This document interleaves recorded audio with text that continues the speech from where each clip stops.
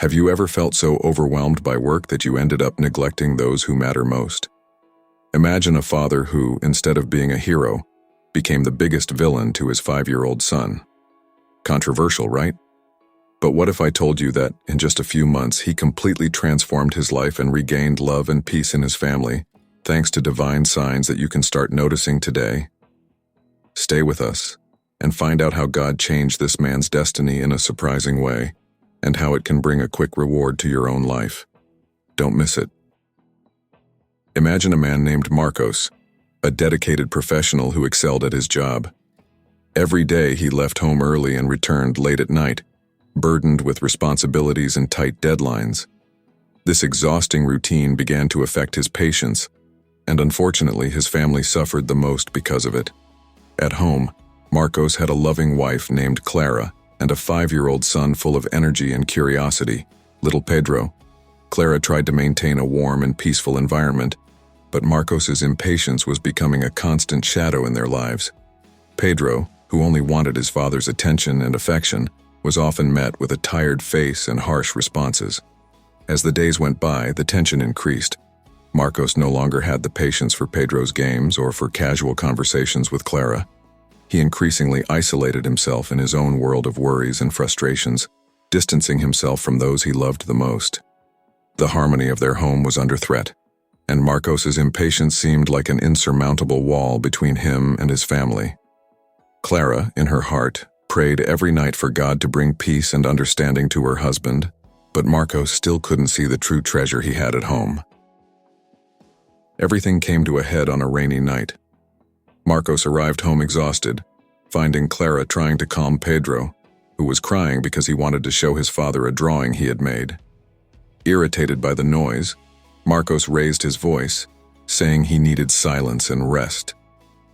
The look of disappointment on Pedro's face was like a punch to Clara's gut. She took the drawing from her son's hands and with tear-filled eyes confronted Marcos. "Can't you see how much you're hurting us?" she said, her voice trembling. "Pedro just wanted a bit of your attention. He made this drawing for you."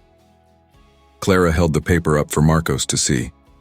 A simple yet touching illustration of the family, all holding hands and smiling. Marcos looked at the drawing and felt a pang of guilt, but exhaustion and stress kept him from reacting with the necessary sensitivity. Instead, he just sighed, muttered something about needing peace, and retreated to the bedroom, leaving Clara and Pedro even more hurt. That night, alone in the dark, Marcos couldn't sleep. Clara's words echoed in his mind. He knew something was wrong, but he felt trapped in a cycle of work and frustration he couldn't escape. The weight of his actions finally began to bear down on him, but he still didn't know how to change. As Marcos wrestled with his thoughts, Clara prayed. She asked God to touch her husband's heart and help him see the beauty of the family they had built together. It was a long and silent night, full of reflections and, for Marcos, the beginning of an inner journey he didn't yet fully understand. The next morning, Marcos woke up with a strange feeling, as if something had changed overnight. While he was having his coffee, Pedro approached him hesitantly and left the drawing on the table. Marcos looked at the paper, and this time felt a tightening in his chest. He tried to smile at his son, but it came out weak and forced. Pedro, with his big, hopeful eyes, simply whispered, "I love you, Daddy," before running off to play. On his way to work, Marcos began to notice small details that had previously escaped his attention. The laughter of a child on the street, an elderly couple holding hands, a loving mother adjusting her son's coat. Each scene seemed to highlight the importance of family relationships and the love he had been neglecting. At the office, a coworker commented on the joy of spending a weekend with family, making Marcos reflect even more. He started to realize that while he was drowning in work, life continued around him, and he was missing precious moments with his own family. During a meeting, Marcos received a message from Clara, a photo of Pedro holding a sign he had made at school that read, "My hero is my dad." Tears filled his eyes.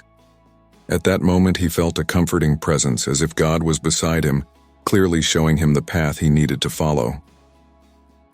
After work that day, Marcos decided to walk through the park near his office. He sat on a bench and watched the families around him, feeling a mix of regret and hope. Clara's words and the signs God had sent throughout the day echoed in his mind, illuminating the urgent need to change his attitude before it was too late.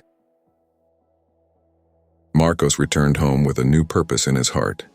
When he opened the door, he was met with Clara's surprised look and Pedro's hesitant smile. Instead of retreating to his room as he did every night, he knelt down in front of his son and hugged him tightly.